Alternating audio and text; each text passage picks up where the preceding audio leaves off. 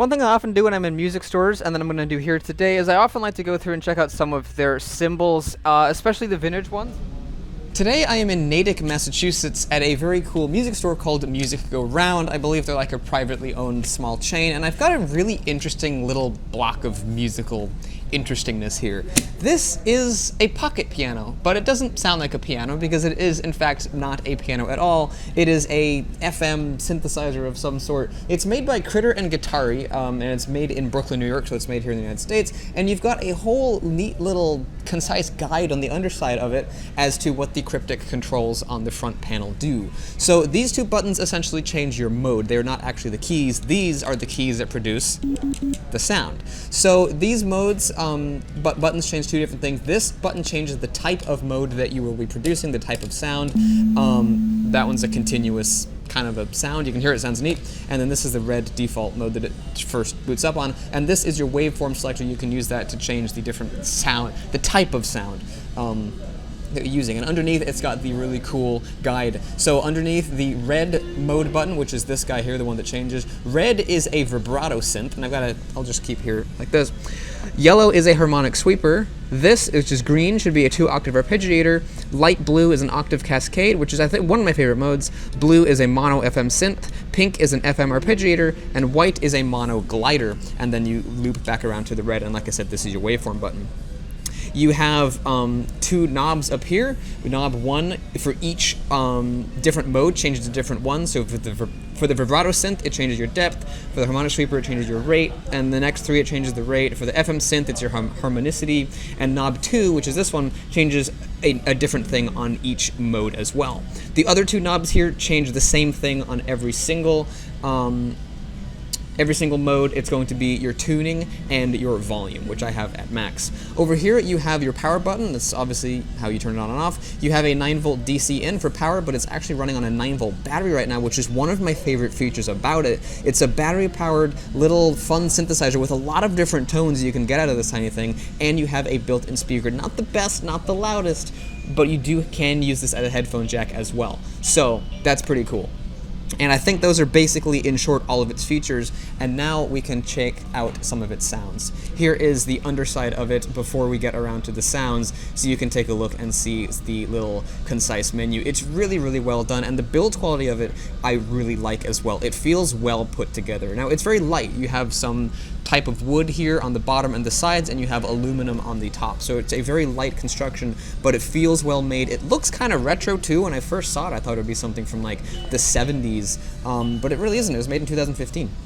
So it's a very cool little thing, the pocket piano, and that is the underside of it. And now we can kind of mess around and play around with some of the sounds. The whole idea of a synth is to just mess around with some of the controls and see what the heck comes out. So that's exactly what we're going to be doing with this pocket piano. On the default sound, or what appears to be the default sound when you first turn it on, the vibrato synth, this is what it sounds like. And you can use the vibrato knob to change the intensity of the vibrato. There's actually the rate of it. Sorry, I had this backwards. This is the rate. And this is the intensity.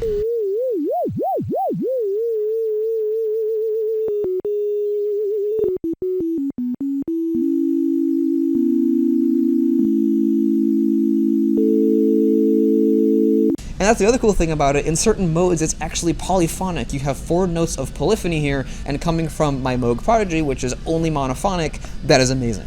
And then you have the waveform mode over here, which changes the type of sound. You'll hear this one's going to be different.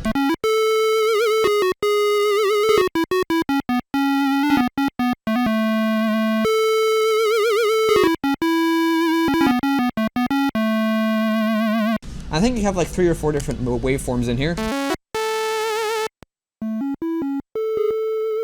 Maybe only 3. No, I think there are 4.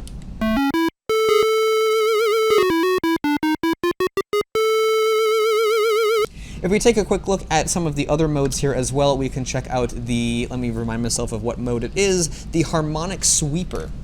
Because that's kind of like your lime green light. And this essentially, when you play a note, it will sweep through the harmonies. This knob will change how much of the harmonic frequency that the note will pan through, and this, I think, changes the rate at which it does so. Let's see if I'm right here. Correct. So this controls how many of the harmonic frequencies your note will be going through. So if I minimize it, it's just kind of doing the first two, but if I continue increasing that knob, you'll hear it cycles through more and more of the harmonic frequency.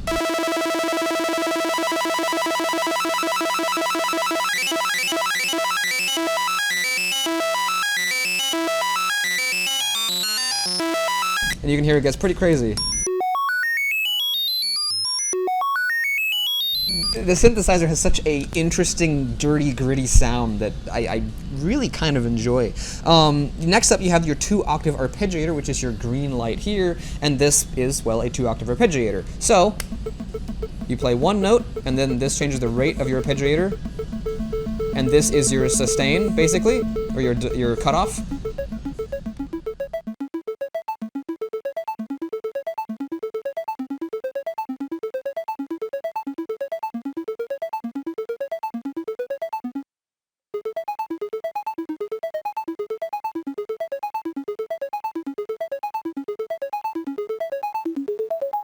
Ooh, that's really cool.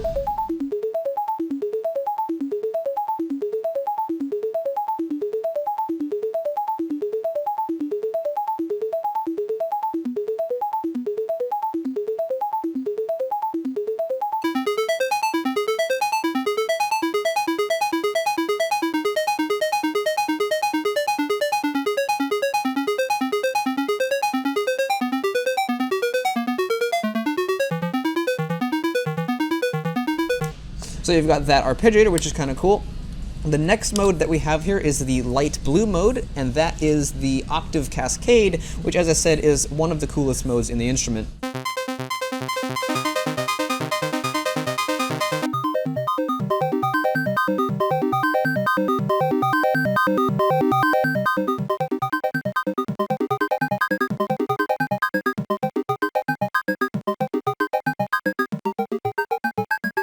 Okay, let's try something a little more consonant here.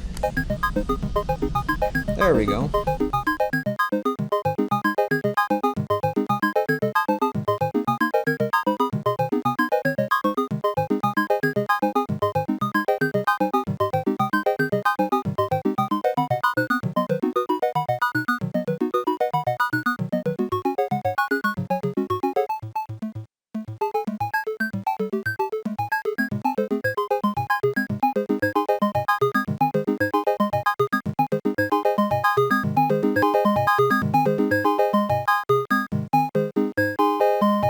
So you've got a lot of different sonic possibilities just with one different mode. If that's not your cup of tea, we can also try the next mode here, which is your mono FM synthesizer, and we can get some pretty crazy noises with FM synthesis. Let's check it out.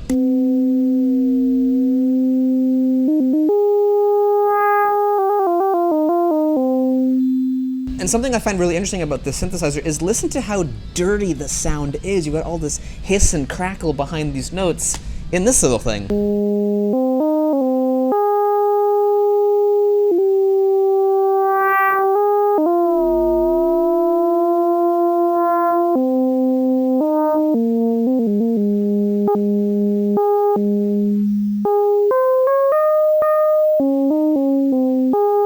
It looks like in the FM synthesis mode, the mode button doesn't change the waveform of any way, it doesn't seem. It actually shifts it up an octave, I think.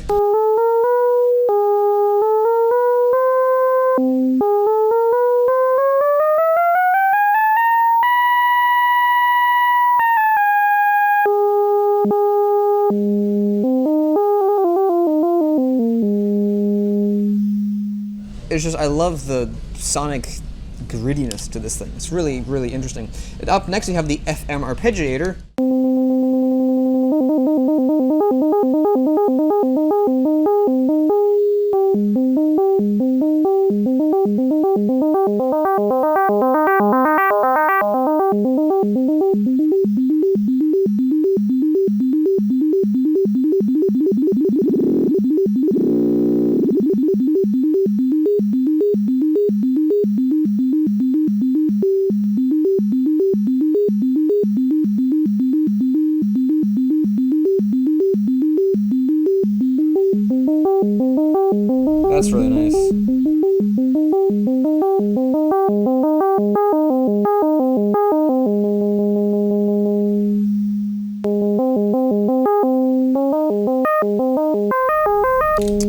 Mode seems to change the octave with the Fm Arpeggiator, and that's in fact what it says on the back here. You can see the button, it's just simply labeled generic button, is the waveform shift and the octave shift for many of the different modes. So for the mono FM synth and for the Fm Arpeggiator, the generic button is the octave shift, and for the next one, the mono glider, it is the waveform. Knob 1 changes the detune, knob 2 changes the glide. So let's check out the final mode here, which is the Octave Glider, and this one is a really, really cool one.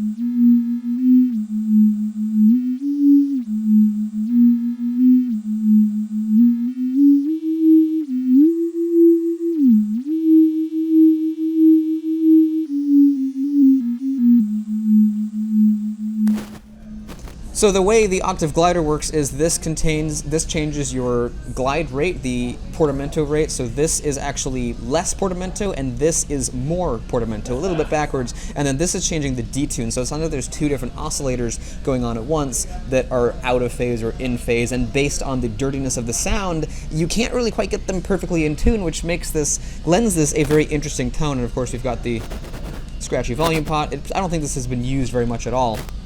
Let's continue playing on a little bit more.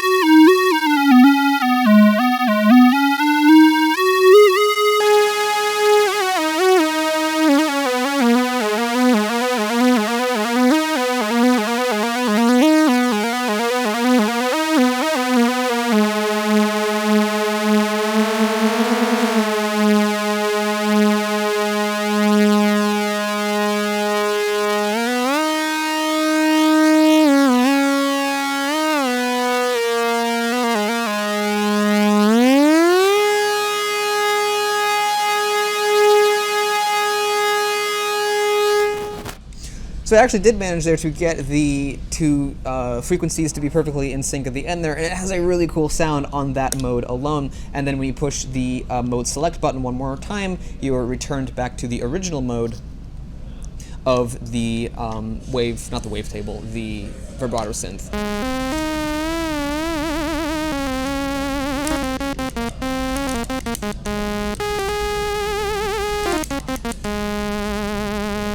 So that has been a kind of a basic, brief, and dirty rundown of the really unique and interesting Critter and Guitari pocket piano. It's such an unusual little thing that I was just really charmed by the unusual sounds that it makes. And while I'm definitely not a synth expert, I have seen quite a few different videos on YouTube, and I find, and a lot of times in my free time I'm watching videos about synthesizers, and I've never seen one that can do quite the sounds that this thing can make. And something else I haven't talked about on my channel is there's a couple of cool, really high-end effects that we've received in the mail recently. One of them is a tube-powered delay, which is like a tape delay, like an actual authentic tape delay with tubes and everything. And the other one is a custom-made reverb tank that basically you can run anything with a 1/4-inch jack into and take that signal out, and you get a really natural spring reverb, and you can get really cool sounds with both of them. So running something like this through simply that tube delay alone would be incredible. The tape delay, and then also adding the reverb would be really, really cool. So something simple like this, if you're into synthesizers and you really like the strange, dirty, wacky noises this thing makes, it would be a real treat. I also love the fact that it's powered by a 9-volt battery. I really wish this was something that more digital piano companies did, is having battery-powered instruments. Not all of them are portable. The highest-end digital pianos aren't portable, but imagine having a P515 that can run on a battery. That would be really cool. You could just take it out to the park if you're playing out at the park somewhere with your friends. I don't know. It's kind of impractical to do something like that, but having the option to run something on batteries is awesome, and this truly is a pocket piano, with piano in air quotes, because it's not a piano, but it is a pocket-sized synthesizer that you can slip in your backpack and bring with you anywhere. There's probably cases available for these because they are popular. So I really hope you guys have enjoyed this really cool review of a really cool instrument. It's kind of outside the field that I usually review, but I have gotten some requests over the years for reviews on synthesizers, and this definitely is a synthesizer. So I'm kind of enamored with it. I think it's really cool. So let me know if you guys think I should buy it. I think some of the sounds it can make are really so cool.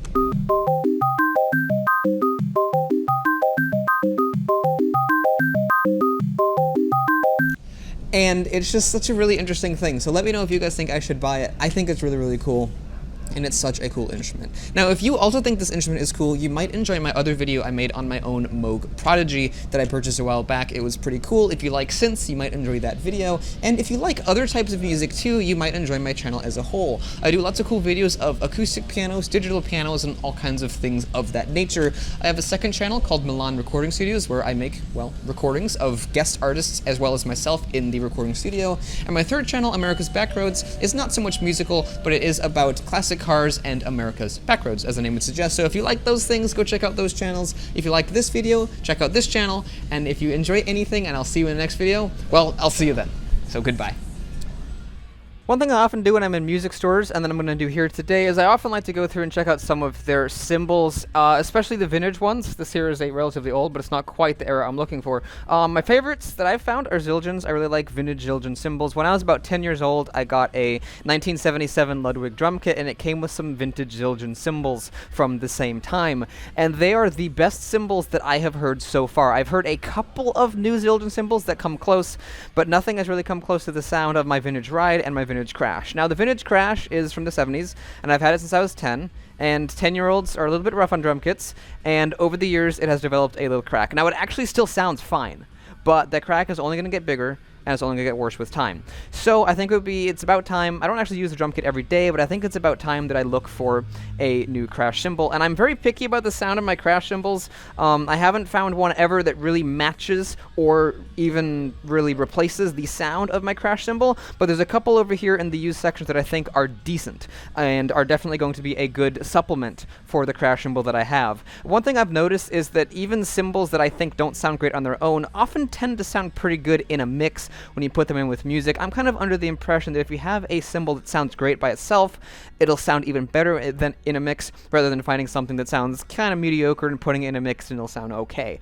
So we've got a couple of cymbals here that have caught my eye. This one is an 18-inch Avita's Crash, and it looks pretty vintage. Now, one way you can tell that a cymbal is vintage is just, by looking at it. You can see the metal is kind of worn. You've got some, marks and stuff on it, and that's all totally fine. You don't really want to clean your cymbals. Dusting them off is fine, but beyond that, you don't really do it. A lot of people say that it's this wear and the patina that kind of gives them that aged classic sound.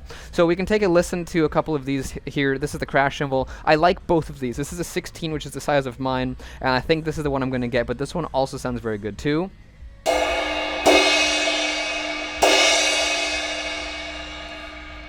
It's a little lower pitched than this one, if I remember correctly.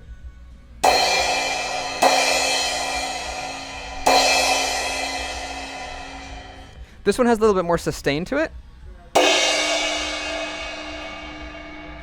And a little bit more of a wider spectrum of sound, whereas this one here kind of has a more narrowed down sound to me and a little dirtier.